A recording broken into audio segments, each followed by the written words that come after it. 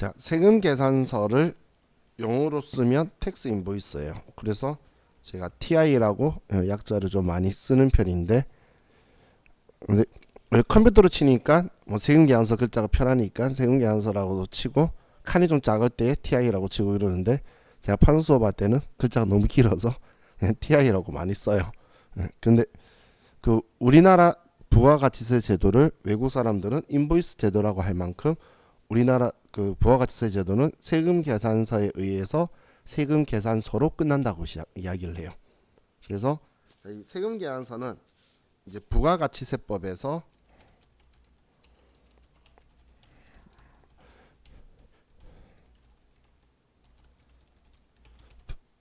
부가가치세법에 명시된 법적 증빙 서류예요. 우리 매입세액도 세금 계산서에 의해서 확인된 매입세액을 공제해 준다. 자, 이런 표현까지 같이 적혀 있어요.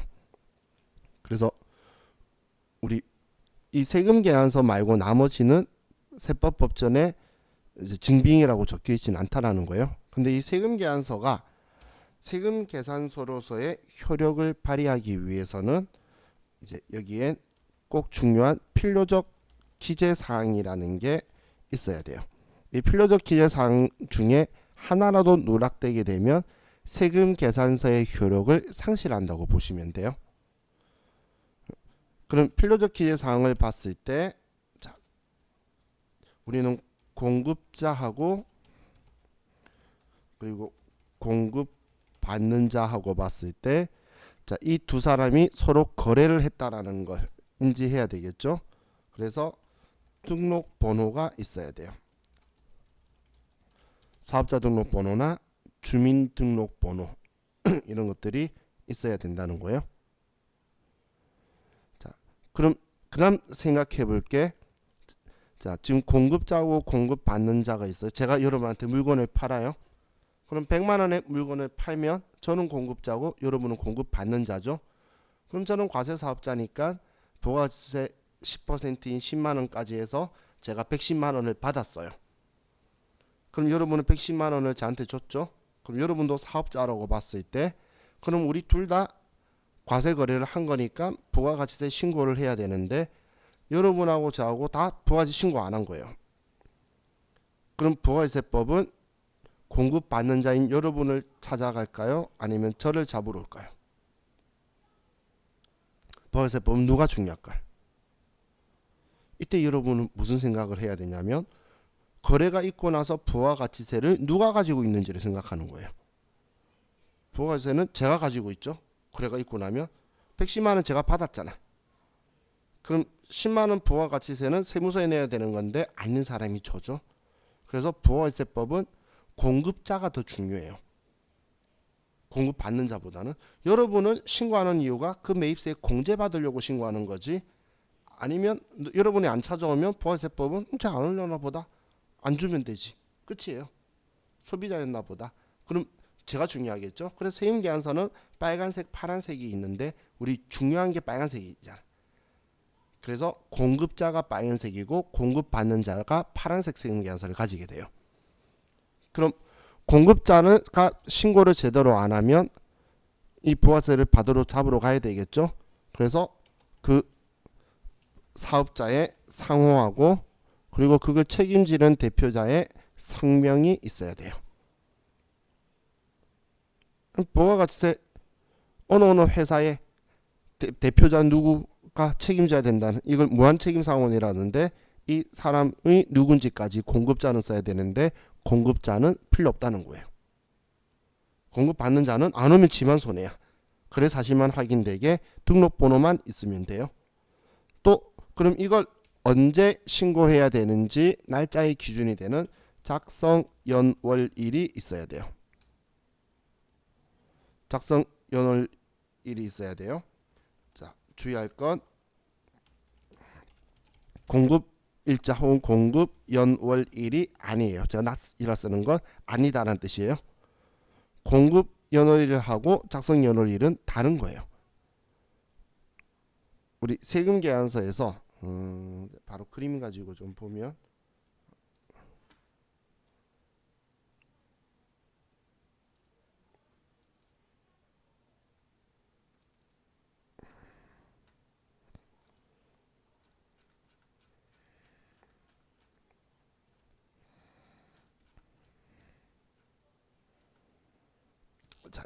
이 빨간색이면 이게 공급자용인 건데, 자 여기에 얘 빨간색이니까 제가 파란색으로 표시를 하면 이건 작성일자죠. 그럼 지금 아래쪽에 있는 얘가 공급일자예요. 얘가 공급일자라고 보시면 돼요. 그럼 이 공급일자는 필요적 기재사항이 아니란 이야기예요. 공급일자는 얘는 필요적 기재사항이 아니고 얘가 필요적 기재사항이에요. 자, 그리고 또 우리는 스스로 과세표준이 얼마인지도 써야 되는데, 과세표준이 공급가액이라고 한다라고 했죠.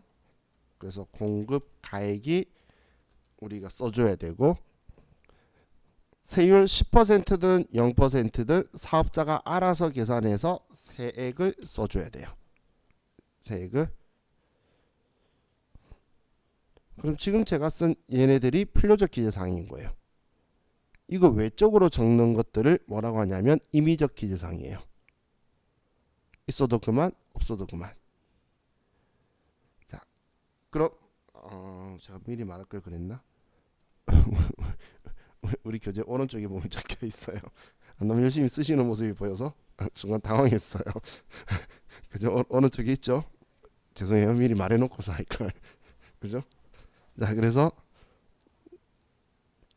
공급자는 등록번호, 상호, 명칭, 상호하고 성명이 필요하고 명칭이 상호예요. 그리고 공급가액, 세액, 작성연월이 이게 필요한데, 자 이걸 세금 계산서로 보면 금방 다 알 수 있어요. 세금 계산서 한 번이라도 보신 적 있으신 분은 아마 진한색으로 테두리가 되어 있거나 암령 처리되는 게 있는 걸 보신 적 있을 건데, 지금 이 그림도 보면 지금 진한색으로 테두리가 되어 있는 것들이 보이죠? 진한색이 필요적 기재사항이에요. 그래서 공급자는 등록번호, 상호, 성명, 공급받는 자는 등록번호만, 그리고 작성연월일, 공급가액, 세액, 이렇게가 필요적 기재사항이에요. 그럼 그 외 주위에 있는 주소, 업태, 종목 이런 것들은 전부 다 임의적 기재사항이라고 보시면 돼요.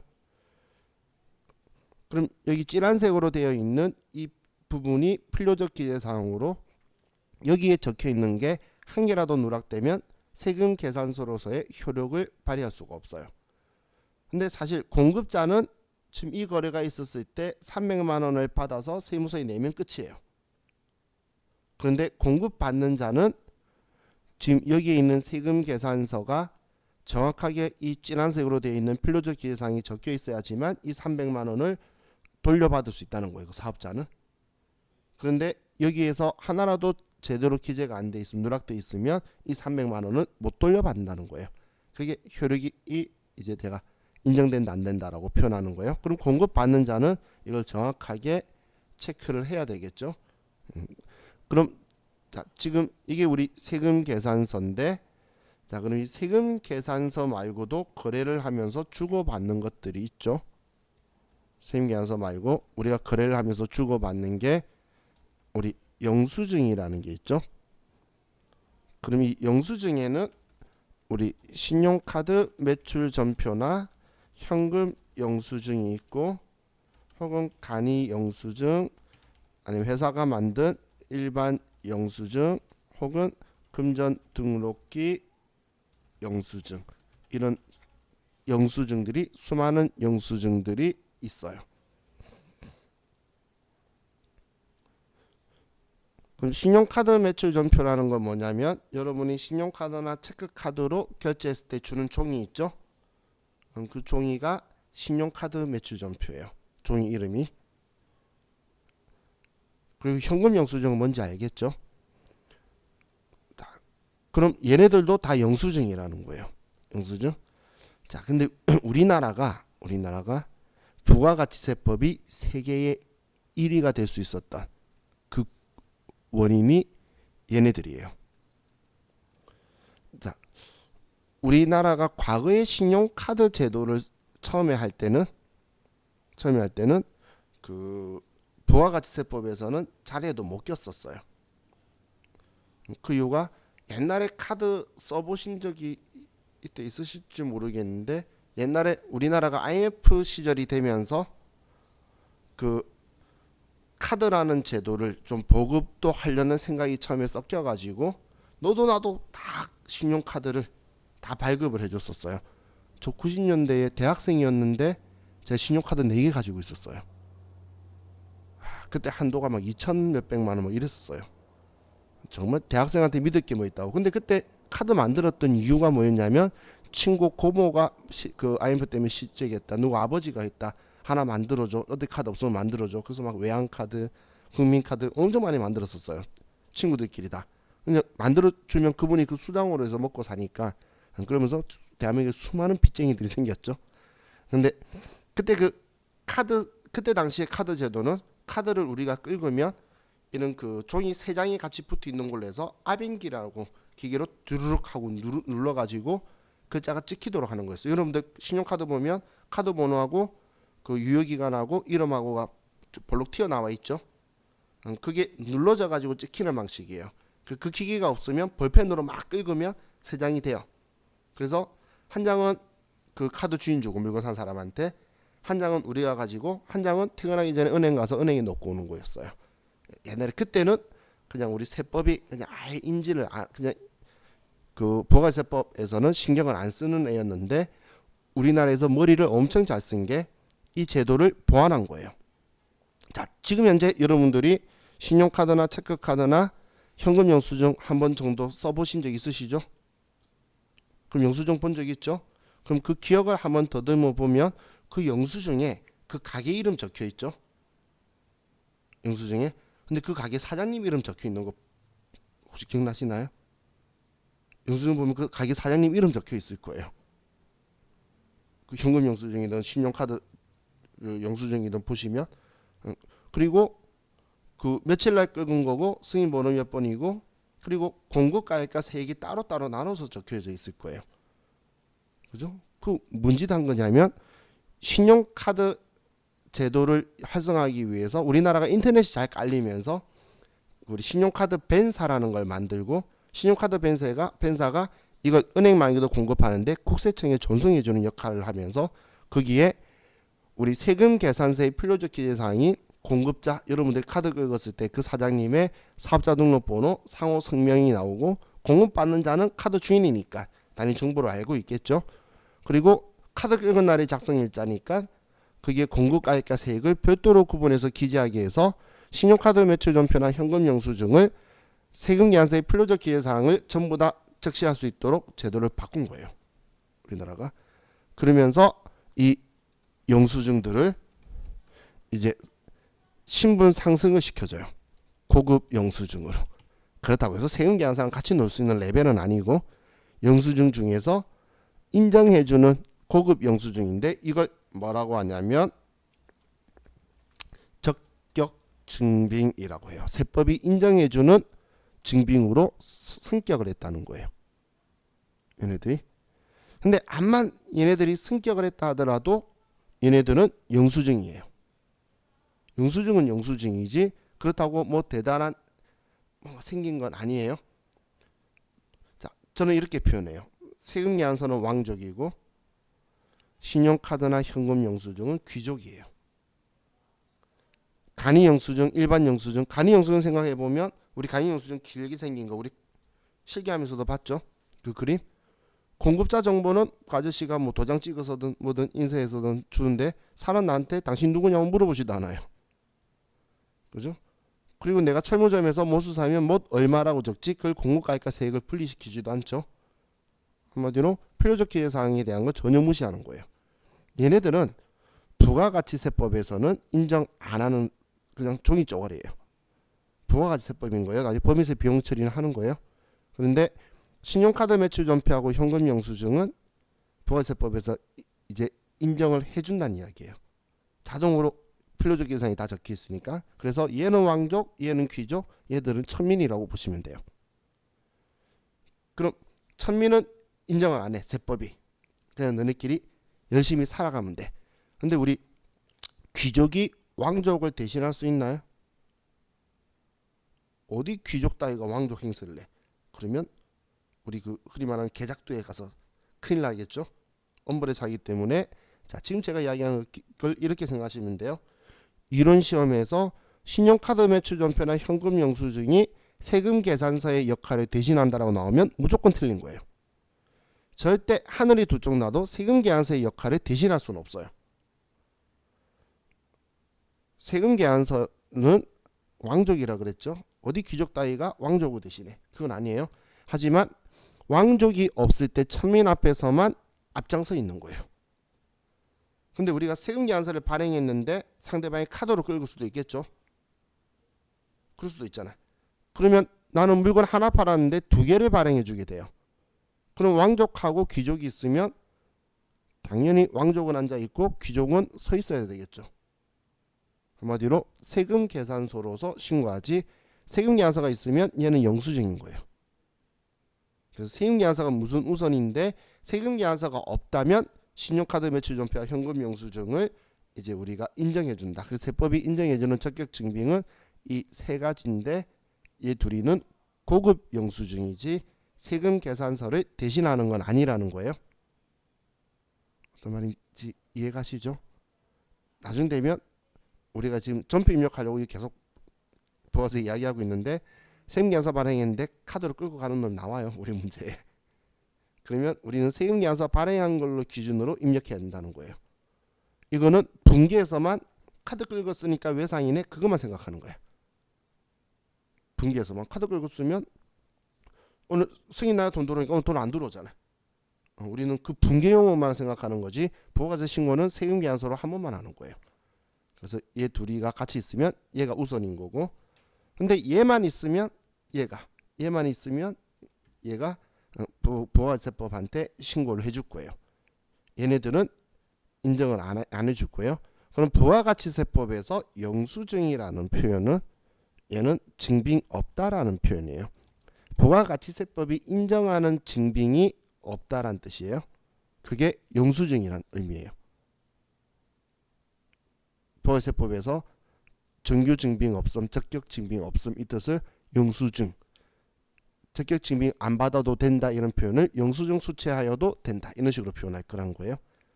그래서 영수증은 증빙이 없다라는 표현으로 생각하시면 돼요. 자, 그럼 이제 우리 세금 계산서를 가지고 좀 보면, 자, 우리 책을 가지고 좀 볼까요?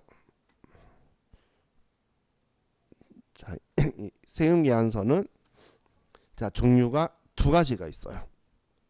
종이 세금 계산서와 전자 세금 계산서가 자, 이렇게 두 가지가 있는데, 자, 종이 세금 계산서는 말 그대로 빨간색과 파란색 두 개 발행을 해서 빨간색은 내가 가지고 파란색을 주는 거예요. 자, 근데 전자 세금 계산서는 우리 전자적 장치 이메일을 통해서 보내고, 그리고 그 이메일에서 상대방이 승인해 주면 그걸 이제 우리 국세청에다가 이제 발급 명세를 전송해 주는 제도로 쓰는 거예요. 그럼 자, 우리 과세관청에 대해서 한번 생각을 해보면, 자, 종이 세금 계산서를 우리가 부가가치세 신고할 때 세무서에 제출을 할까요? 세무서에 세금 계산서 가져다 주면 세무서는 신고할 때마다 폐지 창고가 돼요. 그래서 세금 계산서를 부가가치 신고할 때 제출하는 게 아니라 우리 격리사무원은 빨간색 세금 계산서만 쫙 모아서 매출차별 세금 계산서 합계표라는 걸 작성을 하고, 파란색 세금 계산서만 쭉 모아가지고 매입차별 세금 계산서 합계표라는 걸 작성을 해요. 그래서 세금 계산서 합계표 이렇게 한 줄만 쭉쭉쭉 적어가지고 어디 그랬죠, 합계를 적어서 제출을 해줄 거예요, 세무서에. 그러면 세무공무원은 그걸 보고 쭉 다 전산에 입력을 해요. 그럼 전산에 입력하면 공급자가 있으면 어딘가에 공급받는 자가 있겠죠. 두 개가 서로 일치하면 패스, 둘 중 하나만 있으면 걔 잡으러 가는 방식을 쓰고 있다는 거예요. 그러니까 정말 많은 인력 그거 힘들죠. 그때 OMR 카드도 써보려고 하고 문도를 많이 했어요. 그런데 대한민국 사람의 글씨체는 천차만별이죠. 종이세금 계산서도 있고 하니까. 그리고 그러니까 종이로 막 쓰고 제출하는 사람도 있고 수기라니까 힘든 거야. 그래서 이제 전자세금 계산서 제도를 만든 거예요. 그럼 이 전자세금 계산서 제도를 만들어서 전자세금 계산서를 제가 발행을 하면 상대방도 얼마짜리인지 봐야 될 거잖아요. 그럼 상대방이 그거 맞다고 승인 누르면 제가 이걸 전자발급 명세를 국세청에 전송을 해주는 거예요. 공급한 사람이. 그럼 국세청에 이런 그 거래 사실이 바로바로 입력이 되겠죠. 전산 서버에. 그러면 엄청 편하다는 거예요. 그래서 우리나라는 전자세금 계산서 제도를 활성화하기 위해서 그래서 이제 전자세금 계산서를 의무 발급 대상자로 만들기 위해 처음엔 꼬셨어요. 처음에 꼬셨다는 건 전자세금 계산서 제도를 만들었는데도 사업자들이 잘 안 쓰는 거야. 그래서 왜 안 쓰는지 당연히 또 조사를 해봐야 되겠죠. 조사했더니 사업자들은 다 거짓말한 거예요. 그때 당시 전자세금 계산서 발급하는 데 드는 비용이 건당 200원이었어요. 근데 이 사람들이 그 200원이 부담스러워서라는 거짓말을 한 거예요. 아니 세금 계산서를 등기로 보내고 하는데 등기값이 더 많이 드는데 그 200원이 부담된다라고 해서 근데 국세청은 또 친절하게도 그래 그러면 너네들이 그 부담이 돼서 발행 안 한다고 하니까 그러면 한 건당 200원씩 1년간 100만 원 한도로 세액 공제해 줄게라고 옛날에 했었어요. 그러니까 근데 정말 신기한 건 사람들이 쓰기 시작하는 거야. 근데 그걸 공제해 줄게라고 한 이유는 국가가 전자세금 계산서 제도를 유도하기 위해서 시작을 한 거라 그랬죠. 그래서 처음에 그렇게 하다가 이제 어느 정도 틀이 잡힌 거예요. 그러면 절대 세법은 다 잡은 물고기에 밥을 안 줘요. 심지어는 다 잡은 물고기가 원하는 위치로 안 가 있으면 회초리를 때릴 거예요. 그래서 딱 어느 시점이 되는 순간 이제 전자세금 계산서 발급 의무자라는 걸 만드는 거예요. 이제 넌 무조건 전자세금 계산서 해야 되지 종이세금 계산서를 발행하면 너 세금 계산서 발행 안 한 걸로 하겠다. 그래서 첫 번째 시작했던 게 법인사업자였어요. 법인사업자는 무조건 전자세금 계산서를 발급하도록. 그리고 나서 그 다음 또 6개월 있다가 손댄 게 개인사업자예요. 개인사업자 중에 연매출액이 10억이 넘는 사업자들은 전자세금 계산서를 의무 발급해라. 그 다음 연도에는 7억, 그 다음 연도에는 5억. 그러다가 지금 개인사업자도 직전 연도 전체 공급가액이 3억 이상인 경우 개인사업자가 3억 이상이면 전자세금 계산서 발급 의무 대상자에 들어가 있어요. 이 사람들은 전자세금 계산서 발급을 하지 않고 종이세금 계산서를 발행을 하면 그러면 세금 계산서를 발급하지 않은 걸로 처음에는 미발급했다라고 했다가 미발급 가산세가 세요. 2%로. 그렇게 해서 많은 사람들이 그래도 발행했는데 너무하지 않냐 그래도 시끄러 하면서 계속 2% 부과했어요. 한국 사람은 맞으면 정신 빨리 차리죠. 그래서 계속 가니까 빨리 자리를 잡았어요. 빨리 자리 잡아서 지금은 미발급 가산세가 아니고 그냥 가산세 1%로 이제 줄여줬어요. 뒤늦게. 그 줄인 지는 1년밖에 안 돼요. 근데 그럼 지금 우리는 법인사업자 기준으로 하니까 전자세금 계산서 발급을 무조건 해야 되고 받는 건 상관없어요.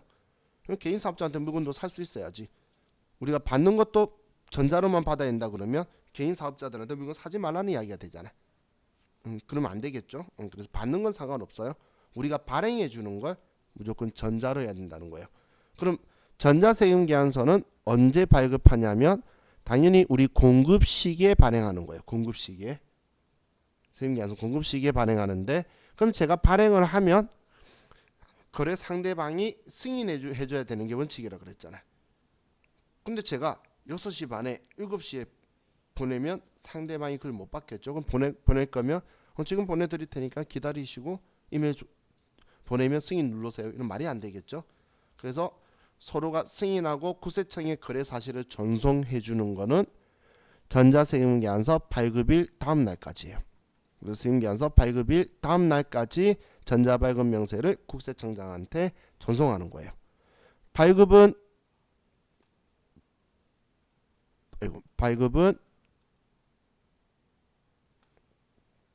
공급 시기 하는 게 원칙이고 그리고 전자발급 명세 전송은 세금 계산서 발급일 다음 날까지 하는 거라는 거예요. 자, 지금은 눈으로 익히고 나중에 이제 우리가 이 날짜를 알아서 발급 잘했는지 전송 잘했는지 봐서 가산세 계산할 거예요. 그래서 원칙적으로 이렇게 하는 거다 정도까지만 생각을 하시면 돼요. 자, 그럼 전자세금계산서 발행을 하면 좋은 점들이 있어야 될 거잖아요. 그죠? 근데 그 좋은 점 때문에 지금은 급속도로 확산했어요. 뭐냐면 종이세금계산서를 발행하면 세금계산서 합계표도 제출해야 되고, 그리고 그 세금계산서를 5년간 보존을 해야 돼요. 그런데 전자세금계산서 발행하면 국세청에 암호화된 전자세금계산서가 그냥 자동으로 들어간다는 거예요. 그러면 전자세금계산서 발행한 부분에 대해서 세금계산서 합계표 제출의 의무도 면제시켜주고, 그리고 세금계산서의 5년간 보존 의무도 면제시켜주는 거예요. 그러면 사업자 입장에서는 엄청 편리하겠죠. 그래서 전자세금계산서 발행하면 그걸 출력할 필요도 없는 거야. 어차피 국세청 서버에 다 들어가 있기 때문에 언제든 자기들이 연락할 수도 있고 확인할 수도 있기 때문에, 그렇게 하는 순간 회계 담당자들이, 세무 담당자들이 그래 상대방이 종이세금계산서를 주면은 안 받으려고 하는 거예요. 쟤 때문에 세금계산서 합계표를 제출해야 돼. 얼마나 싫겠어. 근데 일반적으로 법인이 갑이고 개인사업자가 좀 규모가 작잖아, 어리잖아. 그런데 이 종이세금계산서 발행해주면 전화해서 이러는 거예요. 우리 전자로 발행해주세요. 세금계산서 찢을게요. 그러고 끊어버려요. 왜냐면 자기가 그 종이 하나 때문에 세금계산서 합계표를 제출해야 되니까 싫은 거예요. 귀찮고. 그러다 보니까 전자세금계산서가 엄청 확산해졌어요. 어느 정도냐면 백화점에 옷가게들 있죠. 그 수수료 매장들이 있어요. 그럼 수수료 받아먹고 세금계산서 발행해줘야 되는데 백화점 정말 나쁜 놈들이에요. 백화점 그 인터넷은 그 외부 사이트에 안 들어가져요. 많이 막혀 있어요. 홈택스도 안 들어가져요. 근데 전자세금계산서 발행을 해. 그것 때문에 저희 거래처가 저한테 개인 인증서하고 전자세금계산서 발급 전용 인증서하고 저한테 엄청 많이 주는 거예요. 좀 부탁한다고. 왜냐면 매달 그 수수료를 거기서 찍어준 금액 맞으면, 옛날엔 종이에다 썼던 걸 지금 전자를 해야 되는 거예요. 근데 백화점 그 담당자도 백화점에 몇백 개 매장이 입증이 돼 있겠죠. 그걸 전자로 처리하면 편한 거예요. 그러다 보니까 전자라면은 세금계산서 합계표를 작성할 필요가 없으니까 이제 그런 식으로 하면서 엄청 빠르게 전파됐다라고 보시면 돼요. 여러분 너무한다 생각되지만 여러분 같아도 그렇게 하겠죠. 그냥 전자로 주시면 안 돼요 하면 편하잖아. 그래서 전자세금계산서 제도가 많이 확산이 된 거예요. 그 편리함 때문에. 자, 그럼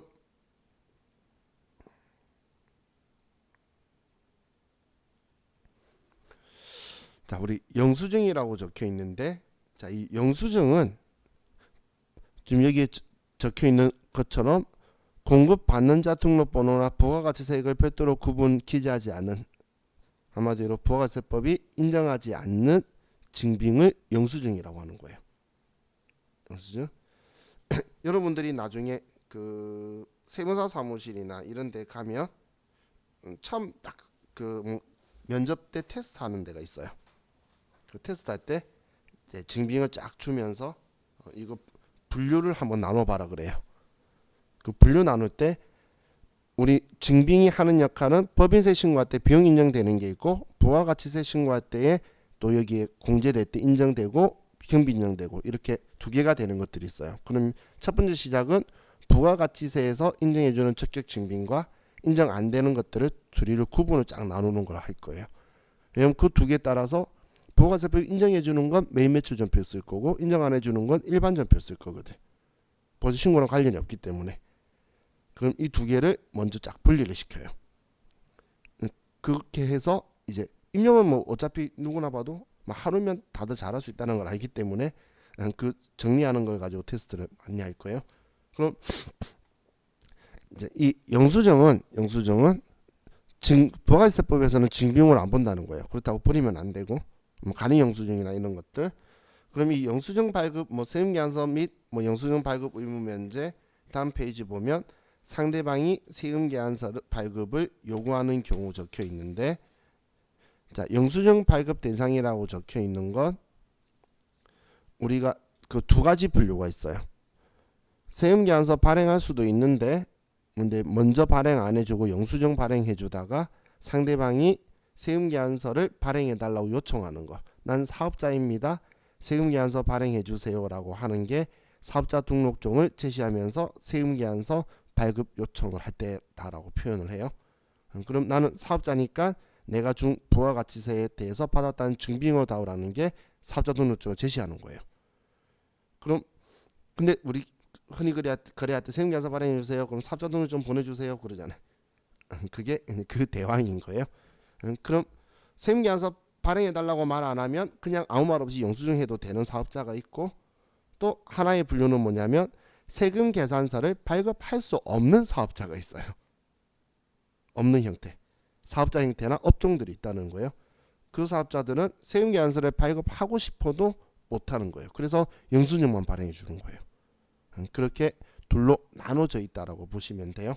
지금은 영수증에 대해서 전부 다 적혀 있는데 다음 페이지에 보면 거래 상대방이 세금계산서 발급 요구할 때에 그때 목욕, 이발, 미용, 여객, 운송 명령, 입장권 발행하는 업자들은 세금계산서를 발급을 요구해도 줄 수 없다는 거예요.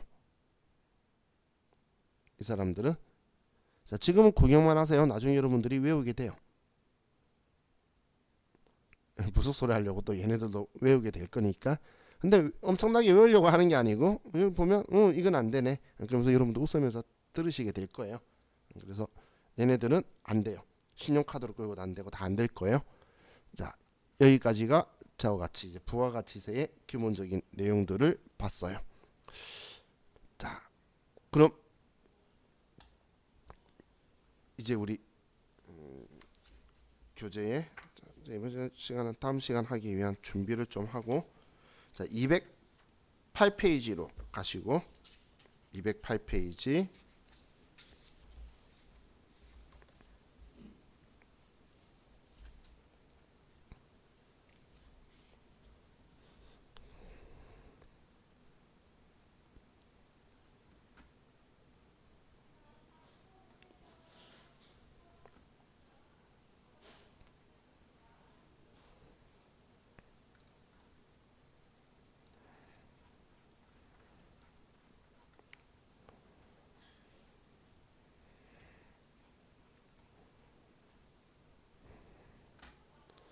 자 그리고 K랩 프로그램은 스마트 A 프로그램은 자 회사를 지금 얘가 4장이니까 3장 완료. 잠깐만요. 왜? 그 원래 끄는 거야. 켜면 얘가 안 보여서. 아니, 이게 안 보여가지고 옛날부터 일부러 죽은 거 그대로 둔 건데. 네, 그냥 아예 빼버려도 돼. 우리 안 보이게 만들려고 그랬어. 자, 죄송해요. 자, 그럼 3장 완료 3.3번 회사 들어가시고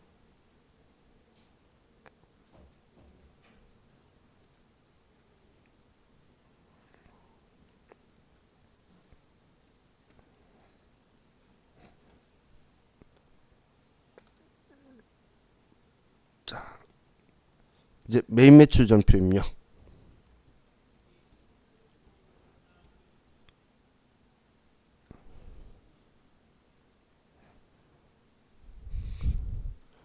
그리고 날짜는 1월 1일.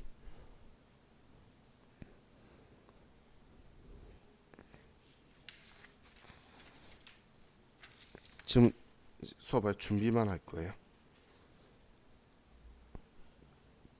그리고 전체 메뉴 클릭하셔서 자, 여기에서 부가가치세 신고서라고 있죠. 신고서 클릭하셔서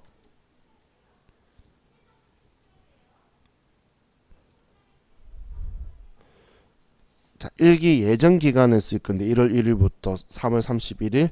자, 입력하실 때는 자, 앞쪽 부분 있죠. 앞쪽에는 1 누르고 엔터 치면 자동으로 첫째 날이 나오고, 뒤에 거는 월만 쓰고 엔터 치면 마지막 날이 들어와요.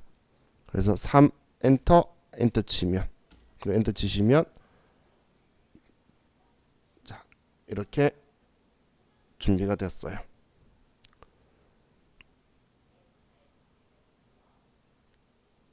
자, 여기까지 되셨나요?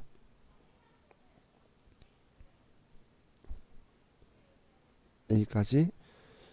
자, 그럼 지금 메인 매출 전표하고 부가가치세 신고서하고 이렇게 둘로 했는데, 자, 우리는 이걸 먼저 딱 생각을 꼭 하셔야 되는 게, 자, 이 위쪽 상단부는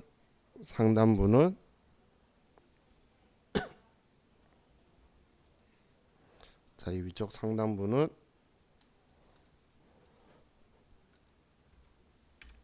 부가가치 세법에 관련된 거, 세 신고하고 관련된 거고, 이 아래쪽은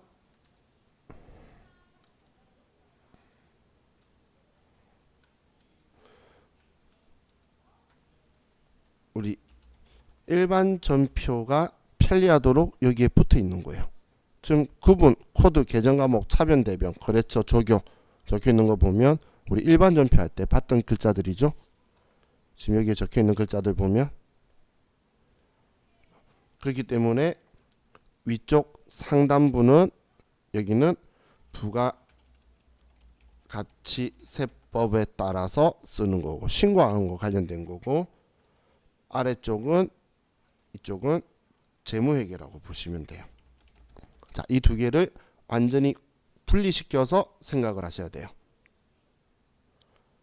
상단부와 아래쪽을, 위아래를 완전히 분리시켜 생각하셔야 되지, 옛날에 2000년도 초반에 우리 월드컵 하기 전 그때는 위에 그 도전 프로그램이라는 게 도스 버전이 되었는데, 그때는 지금 위 상단부 입력하는 게 있었고, 재청시장 버전은 하단부는 입력하는 칸이 없었어요. 그냥 일반 전표에 가서 썼어요. 그래서 여러분들이 편리하라고 상단부하고 하단부를 연결시켜서 넣어준 거예요. 그래서 일반 전표에 가입 필요 없이 아래쪽에 쓰도록. 그래서 자, 여러분들 편리하도록 준 거기 때문에, 그럼 여러분들이 따로 되어 있으면 상단부는 부가가치세법 지금까지 저와 같이 공부했던 그 기준으로 해서 쭉 쓰고, 그리고 일반 전표에 가면 과거에 저와 같이 재무회계했던 대로 쭉 쓸 텐데, 얘 두 개가 같이 있으니까 위에 먼저 쓰고 나서 아래도 부가가치세법에 맞춰서 쓰려고 하는 성향이 생겨요.